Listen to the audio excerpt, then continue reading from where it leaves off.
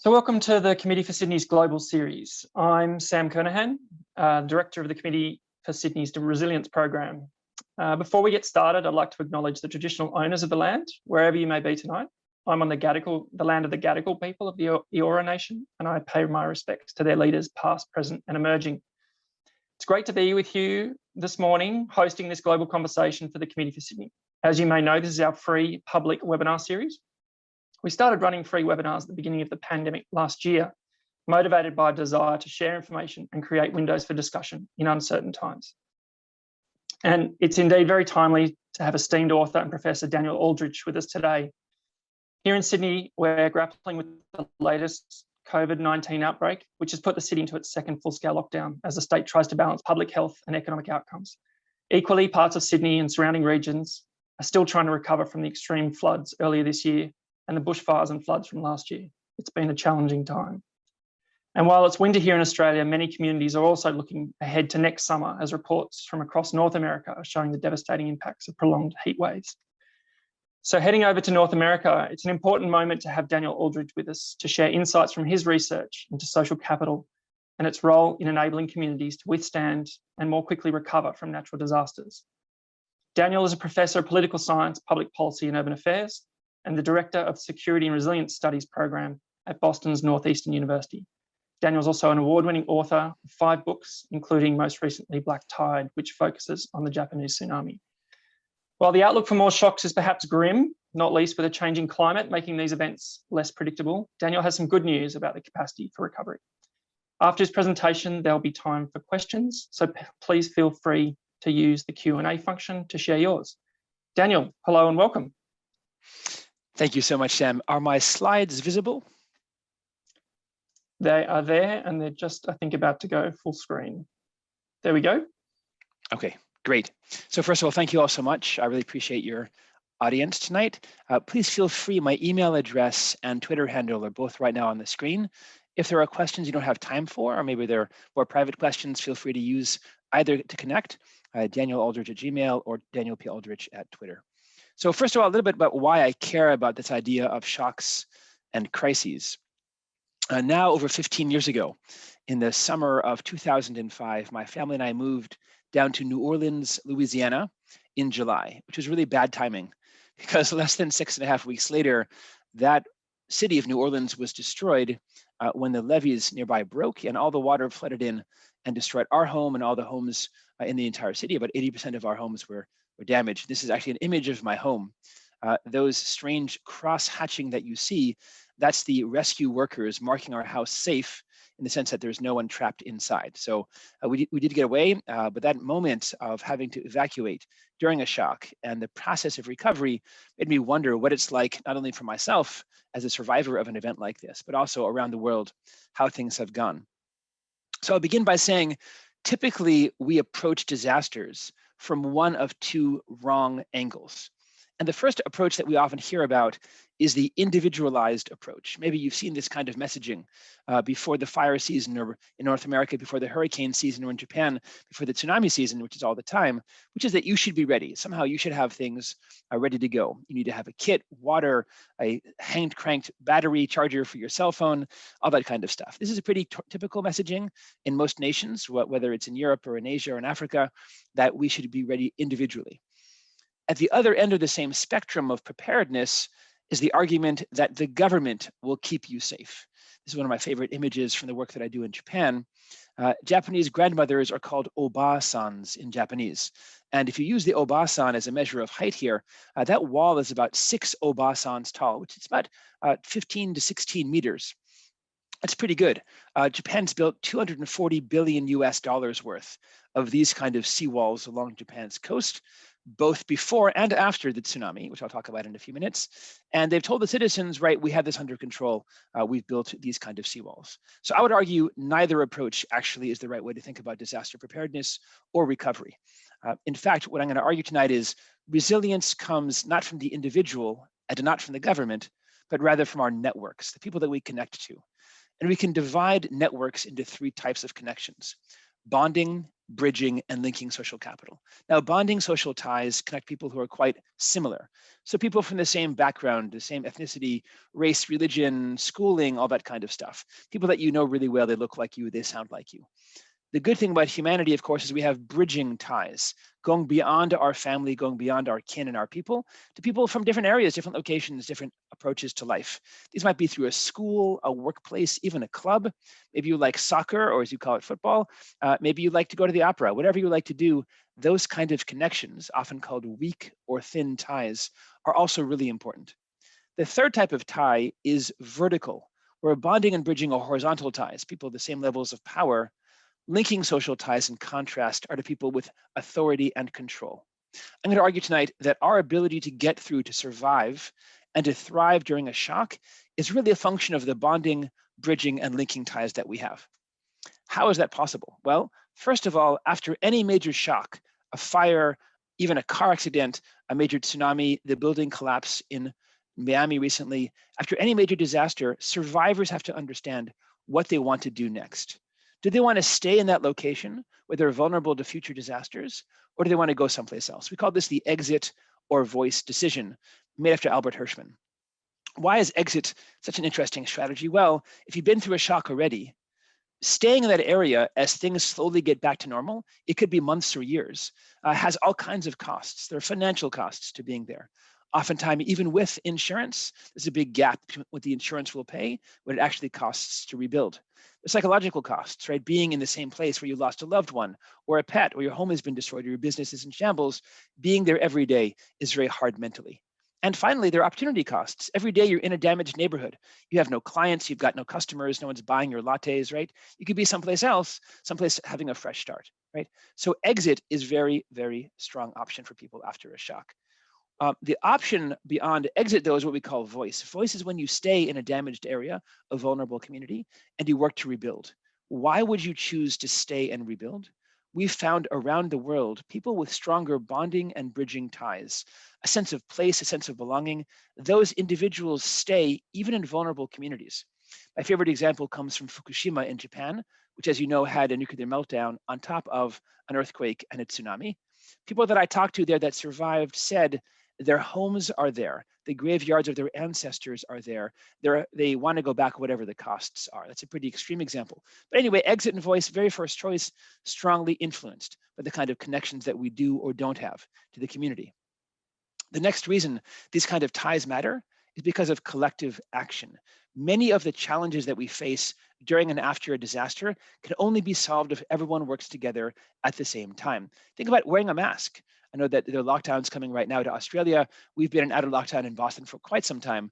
Wearing a mask is a collective action problem. If only some of us wear masks, it's not going to help. Or vaccination also is a collective action problem. So if you have a strong ties to people, if you trust them, if you know them, it's much easier to get them to work collectively and collaboratively than if you don't know them at all, you've never worked together before, you don't trust what they're going to say. So in communities with stronger connections, bonding and bridging and linking, collective action is more feasible. Finally, informal insurance or mutual aid, the ability to draw on help and resources when the normal providers are often shut down. For example, in my place of New Orleans, there was no gas station and no grocery store for almost half a year. There was also little information from the government. So how did you get help? You hopefully knew your neighbors before the disaster began. If you had ties beforehand, if you had made a connection before the shock, you can draw on their expertise, their advice, a place to stay, food and water. If you've never met them before, knocking on the door after a fire, after a flood is really hard, and trying to introduce yourself. These are all pretty theoretical. I'm going to give you some now real life examples through the different stages of disaster, beginning with evacuation. Why do these social ties make a difference? I've brought here an image from Hurricane Irma back in 2017. And if you can look, squint your eyes and see there's some red dots on the Florida Panhandle on the 4th of September, and then blue dots that sort of gradually spread out. We've used cell phone mobility data from millions of people living in Miami. The red dots are people in the danger zone where Hurricane Irma is about to strike in a few days. The blue dots are people who've moved from a danger zone in Miami to other places that are safe around the country. Of course, what you see is even though many people do move out of that danger zone, unfortunately, many are still there, even on the 8th of September when Hurricane Irma arrived. why don't we listen to evacuation orders? Why don't we follow the advice from the CDC or the WHO or from authorities during our disasters? Well, we used information from millions of Facebook users to try and study what kind of ties make a difference when there's a danger coming, when there's a risk coming, who listens to advice that they get. Here's what we found. Individuals with stronger bridging and linking ties. That is, people who had ties beyond their family, beyond their kin, to a broader network of individuals, those people tended to evacuate and to listen to the orders from those above them. People, in contrast, whose only advice came from people inside their networks, families, their aunts, their grandparents, and so forth, they tended to stay in a vulnerable area and, of course, then be at risk for harm or even death. So even before the disaster starts, even before the disaster arrives, our social networks are changing our behaviors, and they can give us an easier or harder time as that disaster gets closer. What happens when the disaster actually arrives? I put up here an image from Japan's 3/11 disasters. That is the 9.0 earthquake offshore in Tohoku, followed by this massive tsunami, which was 20 meters in some cases, about 60 feet. And I already mentioned the Fukushima meltdown, so a triple disaster. This disaster took more than 18,400 lives along the coast there in Tohoku, Japan. But the interesting thing to notice is that not every city had the same levels of survival. In some communities, there were absolutely no casualties whatsoever. Everyone survived. That's that really big bar, which is the good news here, right? In most communities along the coast, everyone got out. The bad news, though, is that in some communities, 1%, 2, 3, 4, 5, some as high as 10% of the community lost their lives in that tsunami. And the obvious question is, why did some communities facing the same risk, the same threat, see more survival and others unfortunately saw less? Maybe the clear answer would have been height, right? How powerful that tsunami was when it came ashore.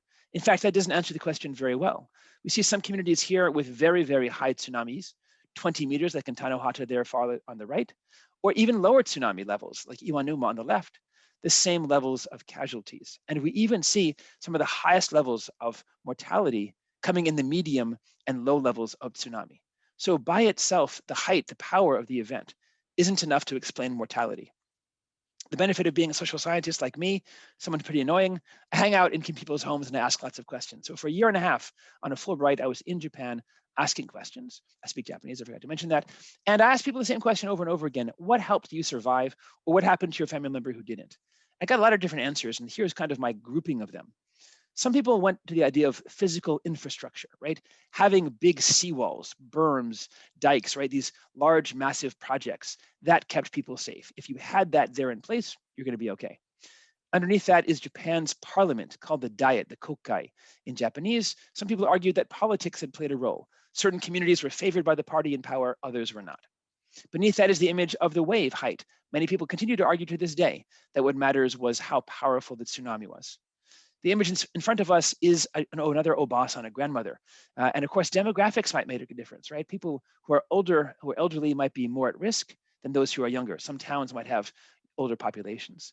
But what if I could argue that those same social ties that impact evacuation also impact you at the moment of that shock? And here's the story I heard many times in the 200 interviews that we did. People told me that oftentimes they knew there was an earthquake, they knew there could be a tsunami coming, but they themselves were infirm or elderly or couldn't get out of their bed in time to flee. What happened was a neighbor, a friend, a family member came by, knocked on their door and said, Mrs. Tanaka, it's time to go. There's a tsunami coming. I've got to get you out of here. And using their shoulders or a bike or a van, they evacuated hundreds, if not thousands of people across these communities. There we see the ideas of collective action and mutual aid coming into play. What if that pattern were true? In fact, it is. What we found here in this community was that in communities that had stronger connections, places where people trust each other and they work together, the number of deaths per 1,000 people was very small, close to 1 in 1,000. But in communities which had less trust, less interaction, where people often didn't get along or didn't know each other's names, those communities had closer to 1 in 50 deaths. So during the evacuation process, social ties matter. When the disaster arrives, social ties matter. How about in the recovery process, after you build back, right? In that process, what makes a difference then? So I've taken just 9 cities along that coast in Japan and grouped them into slow, intermediate, and recovery times. If you envision each city on a scale of 0 to 100, 100 meaning everything is working, and 0 meaning nothing is working. I mapped them on the day of the tsunami when that huge wave hit, then 2 years and 3 years later, and tried to measure what happened over time. Did those communities build back? And you see some bounced back from as low as 14 out of the 100 scale, meaning almost nothing was operating, no roads, no schools, no businesses, to almost 100%. Other communities 2 years later, 3 years later, are still around half capacity. What's determining how cities bounce back? And by the way, of course, how we measure recovery could also vary tremendously. So here's some images from Japan. This is Ishinomaki, the downtown. One taken 2 weeks after the tsunami, the other a little over a year and a half. Same exact angle, and you see all the debris is gone, right? But what you don't see in this image is people. We don't know if debris removal by itself was enough. We don't know if businesses have clients again, if the gas and electricity are running again. We don't know if kids are back in school or the real estate market's running again. Right, so in thinking about recovery, and here's another image from Tagajo, 1 month, 1 year, and 2 years. Whether that white van is still there, I suspect maybe insurance fraud, but the overall process has to be more than just debris removal. We need to measure recovery using multiple different indices: businesses, schools, healthcare, real estate. So we measured all of those things, and here's what we found. Well, I'll tell you a story first before I tell you what we found. I spent a lot of time in Japan, as I mentioned, and I came across a small city I'm calling Coastal City. And that city had this massive bridge, or so I thought. And I got closer to it and I realized there's no cars or there's no people on this bridge. It's actually a conveyor belt. This conveyor belt was conveying crushed up mountains, almost 2 kilometers from the mountains on the left of the image, all the way to the downtown, where it was dumping this dirt to slowly raise the downtown about 13 meters above sea level in case another tsunami comes in the future. Now, this didn't look like it was a cheap weekend project, right? I asked around, this was a $225 million US project for a city of less than 16,000 fishermen and farmers, way above their pay grade, literally. So I asked around and I said, well, how did your community, no one else had this massive conveyor belt, get this? Turns out one of the members of the mayor's office had a good friend in the prime minister's office, and within a week of the disaster called him up and said, we could really use some help here. Friend said, okay. And they ended up getting over 2.7 billion US dollars for recovery. Very small town, tremendous amount of money to build these kind of technical marvels. If you think that story of linking ties was rare, in fact, that was the most common explanation I found across all the cities in Tohoku. Those with stronger linking ties, ties to those in authority, to those with power, those communities bounced back better, to the degree that a community that only had one booster, someone in the levers of power pulling them and bringing resources, would bounce back around 70% after 2 or 3 years. That same community, though, if they had 5, 6, or even 7 boosters, powerful politicians rooting for them, would be closer to 110%, meaning they would bounce back better, not because they tried harder, but because they had the linking ties. So far we've seen evacuation, recovery. Now let's talk about mental health, right? We all know that shocks, whether it's a fire or the hurricane we experienced in New Orleans, really throw us off our game. And I've put up here 3 different patterns, right, across these horizontal levels to show how people might respond to a major shock. The top 2 images of resistance and resilience are the ideal. We'd love people to go through a really bad event, a shock, a disaster, a loss of a loved one, and come back to where they were before, be normal again, so to speak, to get through daily life, to be able to pick up their spouse or their kids, or to go back to work again. The sad reality, of course, we know is that these shocks often linger for years after the event. So the next level there of the recovery and remitting, those show after the shock, oftentimes it's hard for us to function. As I mentioned myself, when we got hit by the hurricane and we lost our home and our car, everything we owned, our hard drive. I spent a few weeks just literally sitting there in shock. I really didn't know what to do. My job was not working that semester. My kids didn't have a school anymore. We didn't have a home anymore. And sometimes we get back to some level of functioning. Sometimes it takes some ups and downs. The bottom level, though, of delayed dysfunction and chronic dysfunction, those are the worst outcomes. For some people after a major shock, it could be a car accident, it could be a fire. They just find it hard to function because of the images keep coming back, because of the loss of a loved one or the loss of normalcy for them, the sense of being out of control, or a lot of things can combine to PTSD and anxiety. So we know that a shock can create these kind of mental health challenges. And we also know in Japan, unfortunately, had a tremendous tragic natural experiment. 140,000 people were forced from their homes because of the meltdowns at the Fukushima reactor. One of the towns right nearby, if you've got really good eyes, by the way, it's that yellow dot that says Fukushima Daiichi. That's the nuclear power plant. And that little pink area next to it called Futaba, that's the town we're talking about. We had the benefit of knowing the mayor from Futaba, speaking of linking ties. And the mayor of Futaba let us interview members of his town over several years after these evacuations happened. 140,000 people had to flee, some in only 2 hours of preparation time. And of course, for many of them, this was one of the most exciting things they ever had to worry about. They had to worry about health effects of being forced from their homes by nuclear exposure. They had to worry about long-term for their children. They had to worry about their jobs they lost. They had to worry about their homes they left behind. So a lot of shock, a lot of trauma for these people. So when we began to talk to them, we figured there'd be some pretty obvious factors that would help them bounce back and show that mental resilience that we're talking about. We figured it'd be income and health, or as we like to say, health and wealth. The bad news for us doing this research was there was no evidence at all that income helped people bounce back better mentally. So we took here, if you look on the left image, every level of income from our respondents, from around 1 million yen, which is around $10,000 US, to the highest, more than $80,000 US. The average is around $40,000, 4 million yen. No level of income made a difference. That is to say, everyone, poor, middle class, and rich, all still felt those levels of shocks, that sense of anxiety afterwards. And then looking at physical health, right, then we had another set of problems, because being in really good physical health, right, being a marathon runner or whatever people do in Australia these days, right, didn't make a difference. The sad news was if you had a physical condition beforehand, a heart condition, cancer, diabetes, that had a negative interaction with your mental health. So there, the only thing that really interacted here was negative physical health made your mental health even worse. So there we're at a dead end. What actually did make a difference in terms of mental health, what we found was strong bonding ties, having people in the community that you knew, that you could talk about your experiences with, that made you feel that you weren't by yourself as you went through this evacuation and then a series of things to try and find a new job and a new place to stay.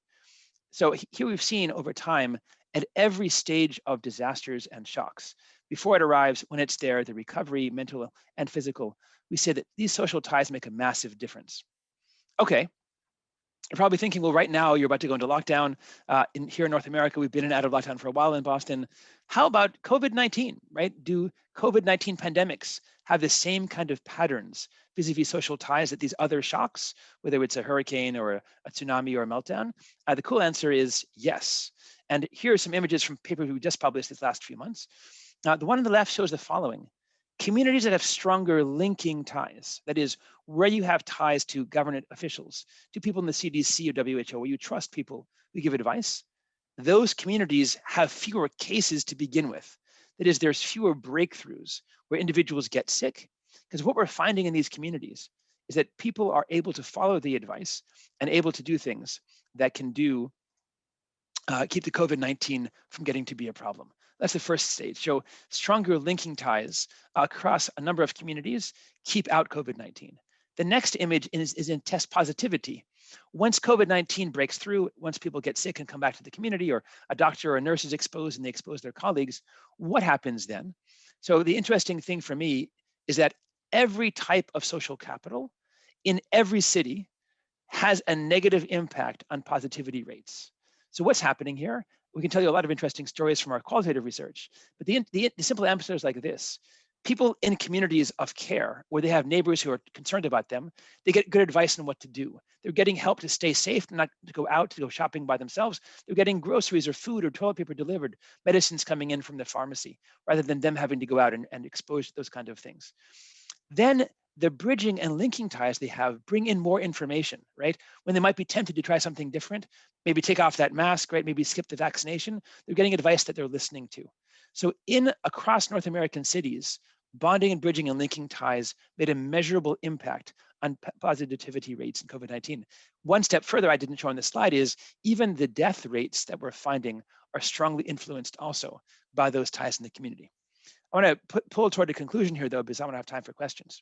So let's talk about then what this means, right? If in fact these social ties are what matters, again, not the individual, you get a kit ready, and not the government's taking care of it for you. If the real resilient engine comes from our networks, what can we do about strengthening these ties?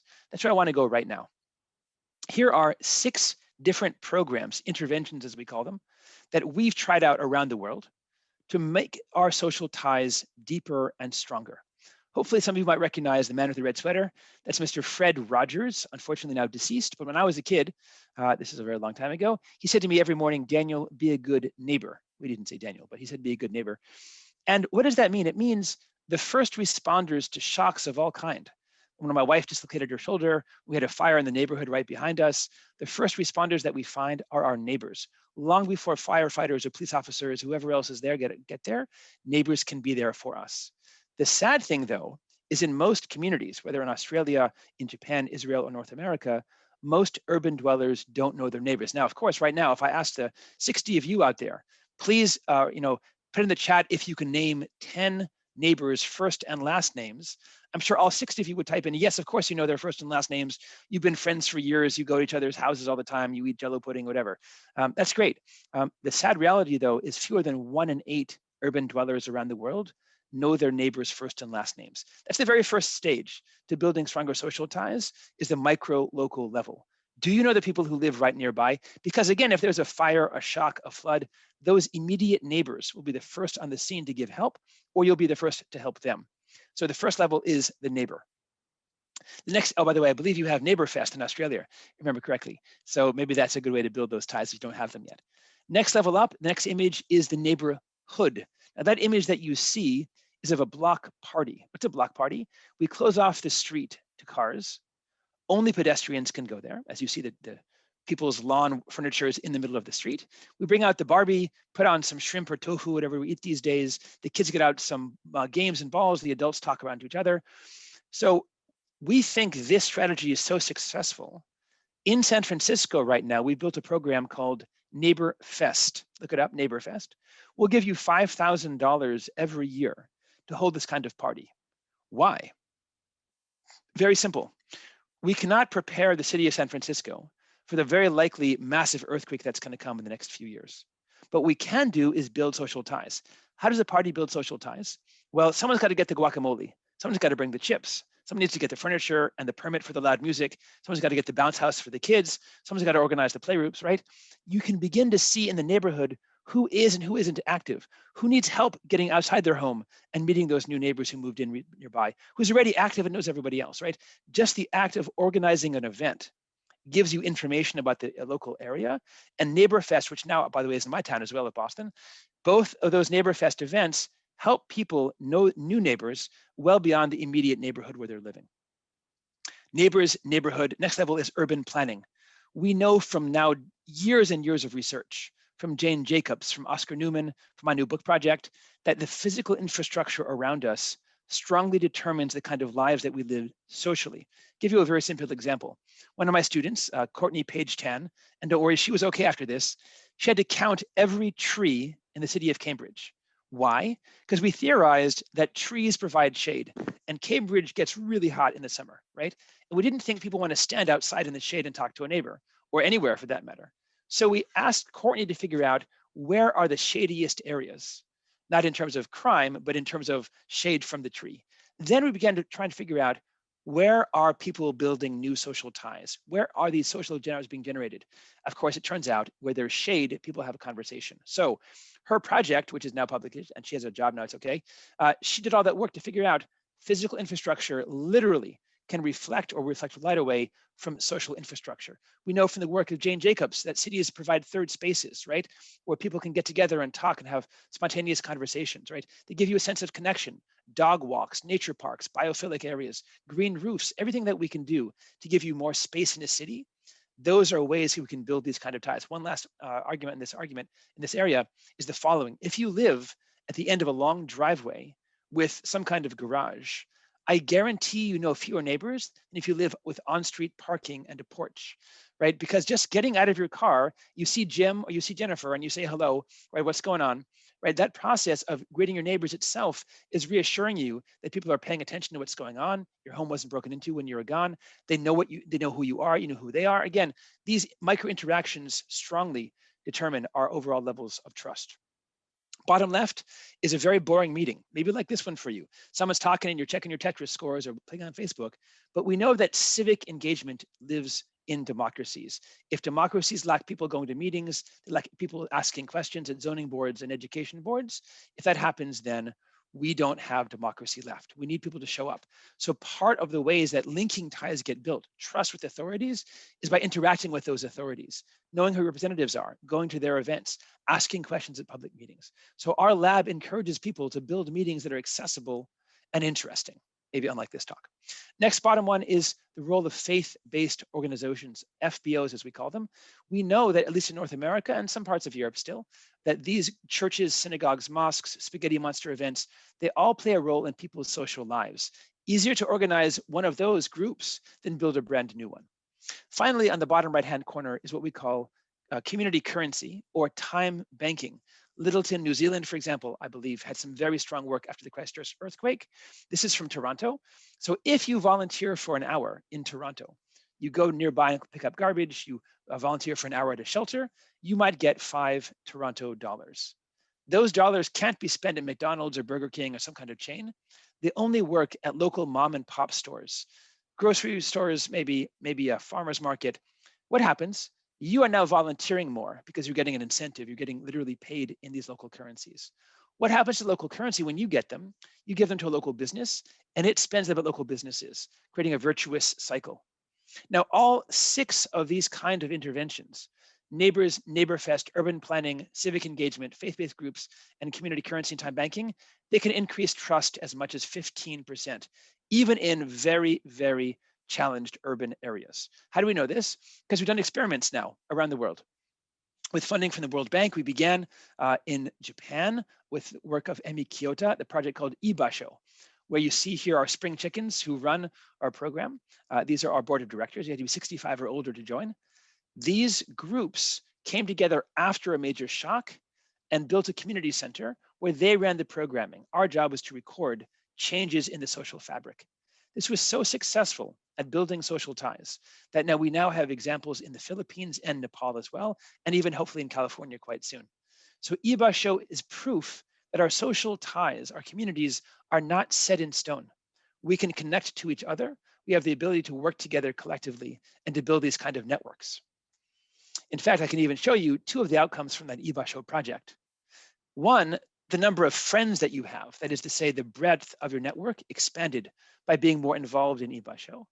And the sense of belonging to the community, that important recognition that you're part of it, that also expands as you become more involved in Ibasho as well.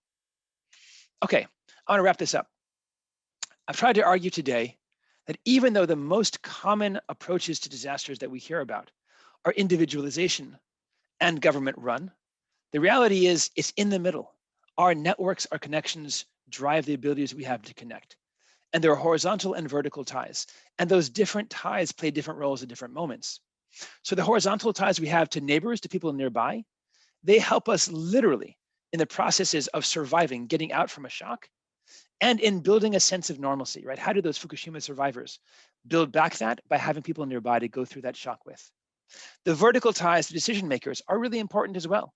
Why? Because we can trust information, whether it's during COVID or during a hurricane, or even during a major tsunami and evacuation from a nuclear power plant. We need to have connections just above us to have that resources ability and to rebuild afterwards. And finally, maybe the most important lesson from our research, for me at least, is the following. We often think about our communities as either being very, very active or very dead, or maybe someplace in the between. That is a temporary measure. That's what it looks like right now. There's no reason it has to stay that way. We have actively and interventionally created that around the world ways of changing our connections to each other. We can build up these kind of ties and strengthen them, whether there's a disaster going on or not. So hopefully you've learned a lot today. I've got some books out there. Happy to answer some questions as well. Thank you very much. Thank you, Daniel. That was a massive tour de force in how we kind of build the social connections and the ties, I suppose, that enable us to deal with the kind of uncertainty, the future uncertainty that we're all dealing with, regardless of the kind of risk profile of the communities that we live in. Where to start? I mean, we've got some great questions coming through. I think just to bring it kind of locally, I mean, one of the things that we, as we mentioned at the start, is that we have we had these huge floods in Sydney, in Western Sydney, in the Hawkesbury Nepean Valley, and it's one of the most at-risk kind of parts of Australia from a flood risk perspective. And one of the stats kind of going into that kind of hazard risk profile is that it's a huge area of population growth. So new people have been moving into those areas over the last sort of 15, 20 years. It's and sort of Resilience New South Wales, which is our state government agency, did some surveys sort of preparing for the flood season, and found that nearly 80% of the people who are living in those areas actually weren't aware that they were living in a flood risk area. So I guess you're dealing with a context of both new communities, fast growth. So some of those challenges around needing to build those social ties, and on top of that, you've got a lack of awareness, I think, about that evacuation need or that kind of flood risk. And I was just reflecting on the Japanese tsunami context, where the communities know the risk. That's kind of been very well kind of documented, if you like, and historical. And so I guess you've got to, how do you kind of prepare communities that are dealing with both that lack of kind of information or awareness about the risk, but also that challenge of needing to build the social capital and the social ties. And I mean, I think the broader question of that kind of physical infrastructure, where particularly in parts of these communities where that kind of shade capital is, that shade infrastructure is not there. I mean, where do you start, I suppose, is the question. Yeah, I mean, that's a question. Thank you, Sam. I mean, I would say there's two parts to the question. One is, in a sense, is knowledge and perception, right? How do we build an awareness of the risks that are there, that people are moving into an area that might have floods, or it also could have fires, right? That's the other reality of an urban environment, right? I could have both. And so that's one question. The other question is, how do we build, right, those kind of things like trust, engagement? So I'll start with the risk perception question. I saw a really interesting model actually in New Zealand, of all places. I know that some Aussies are looking at their cousins over there. This was actually from REMO, the Wellington Regional Emergency Management Organizations, WREMO. And they have a very different model for letting their locals know about the risks. Of course, by the way, they face several risks. Tsunamis are among them, right? Because they have this simultaneously seismically active area and they're close to the water. So what did? They began by recognizing that if they only talked about the negatives, right? They only began with dire warnings of, we're all doomed, something bad's going to happen really soon, we're all going to die if this happens, right? Which some people do, by the way, and I've heard disaster managers around the world open with that negativity. They said, what if we started and flipped the script? What if we spent our time in the organizations in the community, in schools, in clubs, mosques, churches, shrines, synagogues, spaghetti monster events? What if we spent our time there just listening to what the community thinks about? And what happened was, after 1/3 of their hours were spent not in the office talking down to the people, but 1/3 of the hours in the community sitting with the people, people began to say, like, well, okay, who are you from? What are you doing in our meeting? And they'd say, well, we're from REMO, we're here to listen. Eventually, 1/10 of all internet traffic in Wellington goes through their Facebook page. To the degree that when I was there, a local college had a cardboard box racing day. And where did they think would they get the most participants? By advertising with REMO. Why? People trusted them, they knew them. So rather than coming out with the doom and gloom, right? You're living in a floodplain, you might drown, or your stuff might be destroyed, buy flood insurance.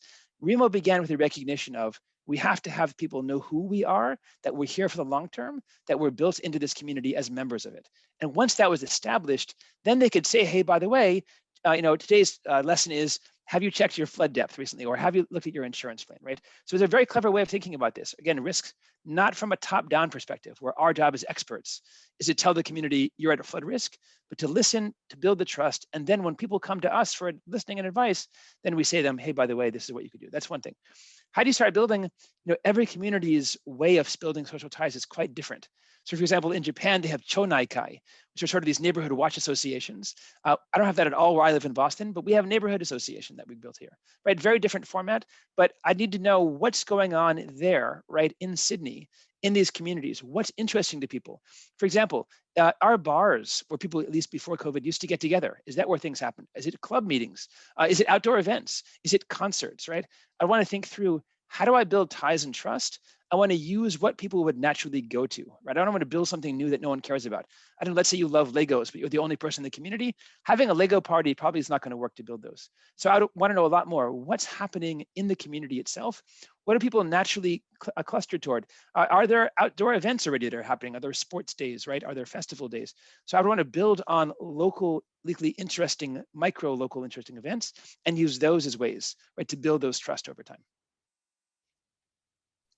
That's great, Daniel. I don't think we can continue this conversation without mentioning social media and social net and online sort of social networks. I mean, you've mentioned them a few times, and both the, I guess there's positive and potentially challenging kind of sides to this.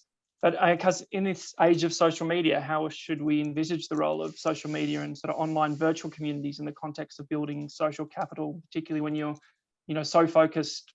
I mean, when you say step one is micro communities, is that, neighbors knowing neighbors, who's your next door neighbor, and actually your main community might be virtual. Yeah, I mean, I was really skeptical, to be honest, about the role of social media and social platforms in any of this until one of my other students did a great work on this.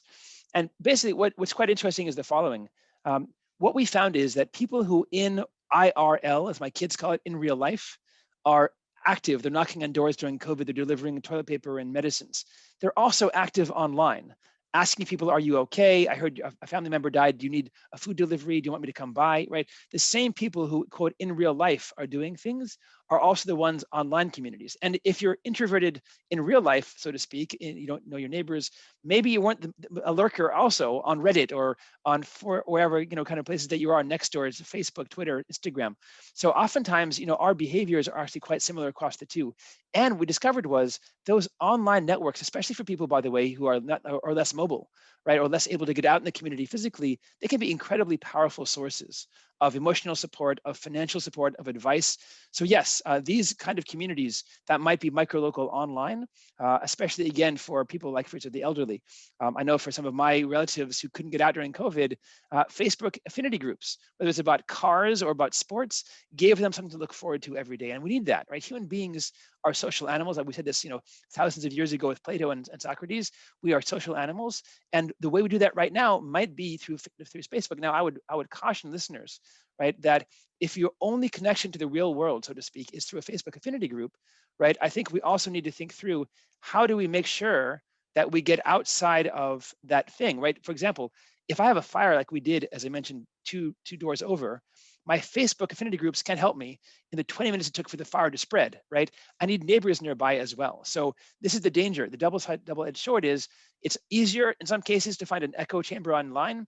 If you love stamp collecting and you only like stamps from 1963, probably pretty easy to find people as well there online. But you need to have those connections, right? So what we found during COVID, this is kind of the cool thing, this is the hybrid now, local communities began building online localized communities through things like Nextdoor, which is a micro-local online group. So you can only join, for example, in my community in Brighton, if you can prove you live in Brighton. Someone in Cambridge couldn't do it, someone downtown Boston couldn't do it.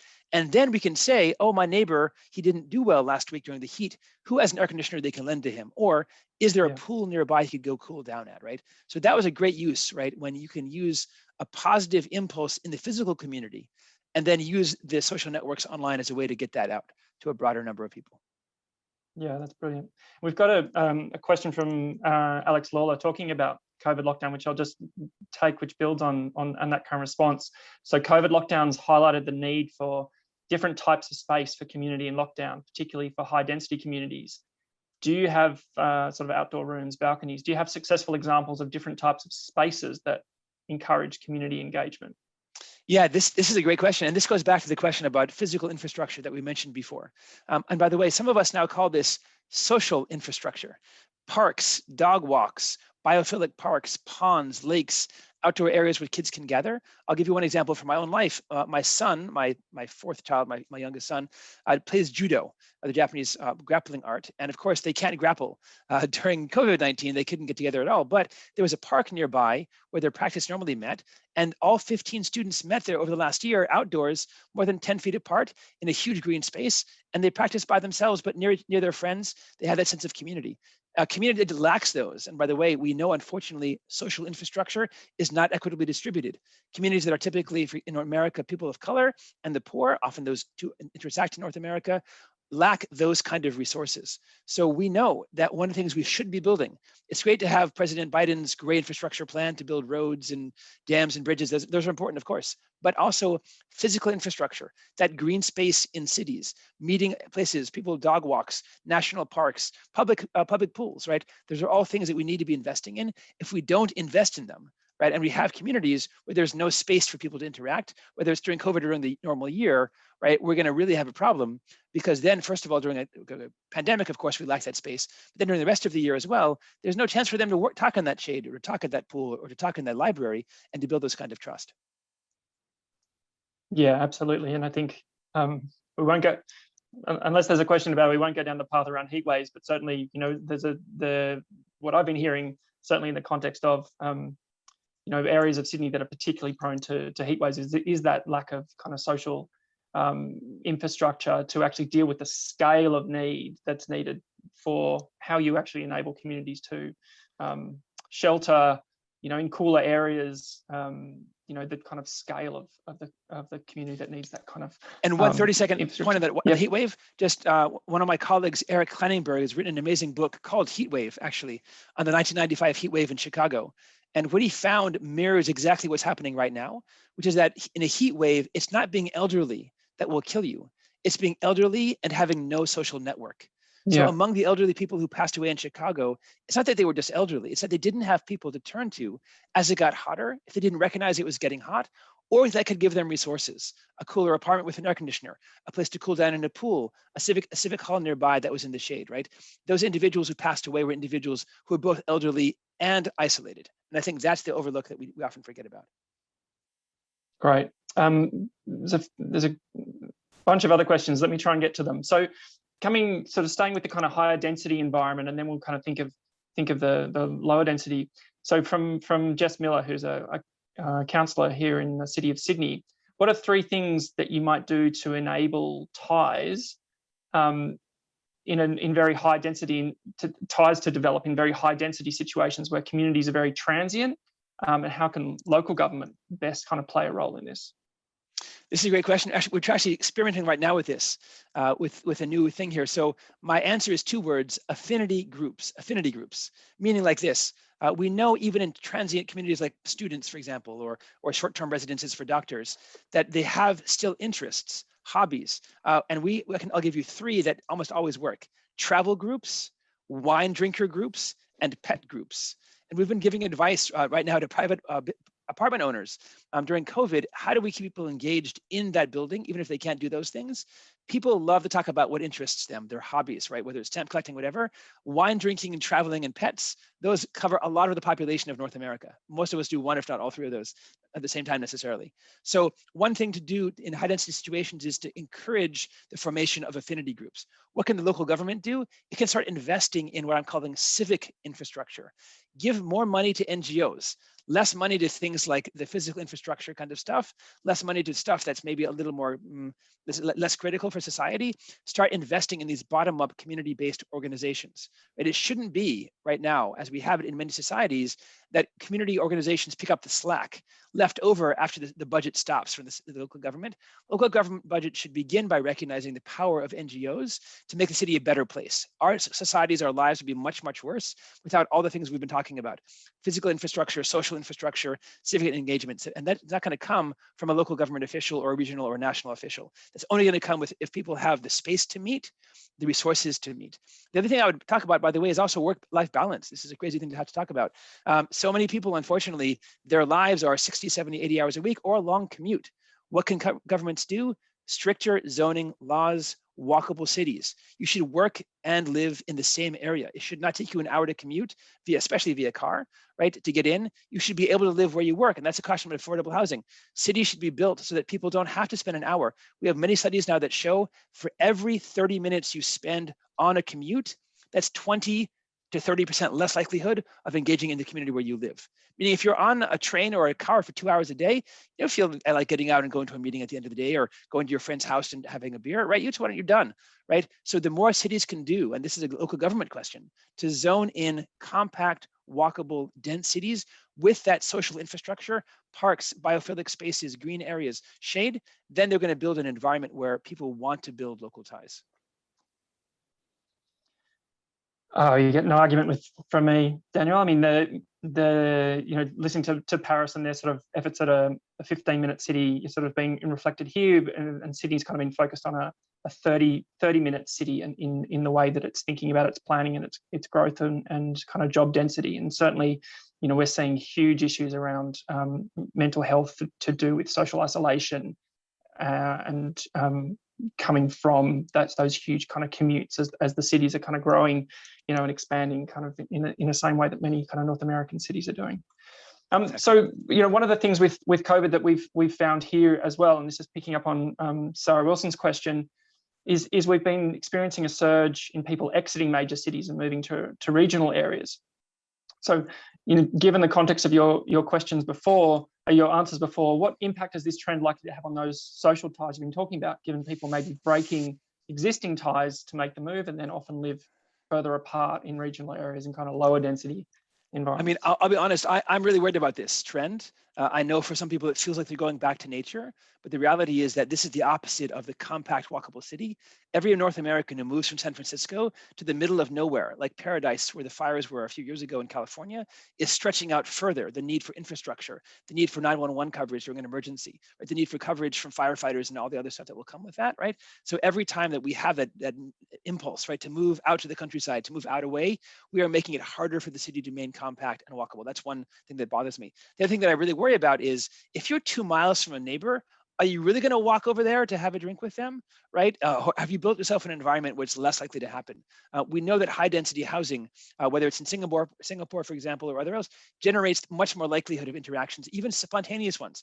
Getting at the mail at the same time, taking out the garbage. Well, you can't do that, again, if you're 2.5 miles to your nearest neighbor. So, honestly, I have watched this with trepidation. It worries me that our society, which is already fractured along, in North America at least, already fractured along political lines, is now going to get even further stretched out as people think they're going back to nature and move out to the middle of Utah to a city that doesn't have the infrastructure to begin with.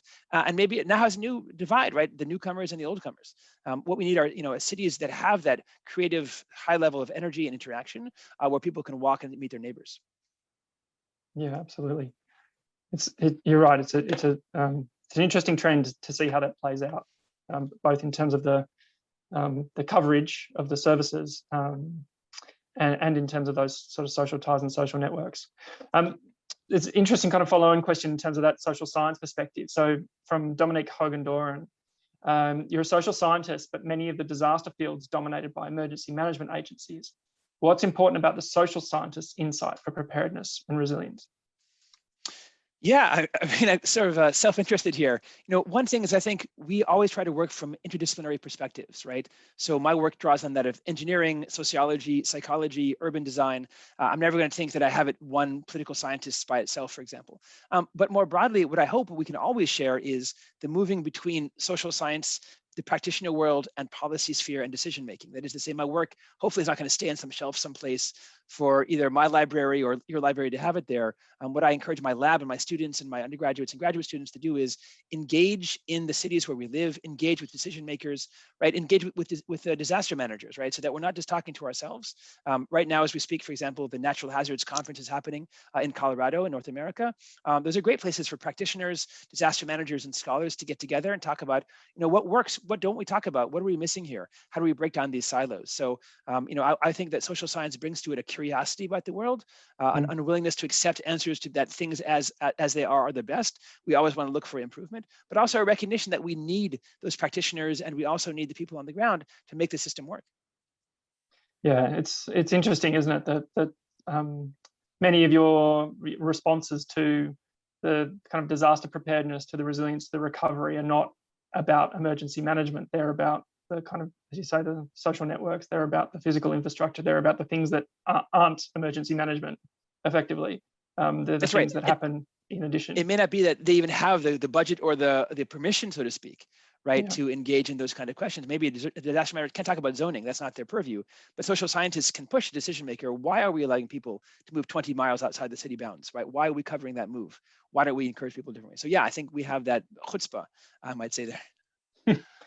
We're fast running out of time, but we've got one more question, which is really kind of, again, going to this kind of density versus low density really question. I mean, we're building a new airport in the western part of our city, and sort of, rather than taking a sort of high density approach, it's more low and green, kind of maybe going back to the kind of Le Corbusier kind of ideas of a green city. So what are your thoughts on how a sort of a lower density green city made up of networked villages, green space, shade trees, that kind of, I don't know. Yeah, I'm a huge fan of biophilic cities. Yeah, sorry. Yeah, if it could work, if we could have a biophilic city built around parks and lakes and other ways of keeping heat down, again, reducing the commute, making these livable areas, making sure that we have, in each area, places to go shopping and places for schools and places for all the, medical centers. If that's true, if that's possible to do that, that'd be great. What worries me typically is that, people are sticky, and oftentimes a new area in the city will simply draw more newcomers there, but the old parts of the city, the old health district, the old shopping areas, those are really slower to move.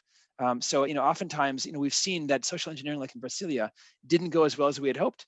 But we're really, thinking through, can we share a vision, right? I think that's really critical. Do we share a vision? Do the decision makers in the city and the residents have that trust in each other, that we're on the right path, that we have a shared vision? Are the people from the bottom up developing a vision of what they want it to look like? If that's true, then at some level, it doesn't even matter if it's a broad or narrow city. What really matters is we have this cohesion there, right, to help make things better. Absolutely.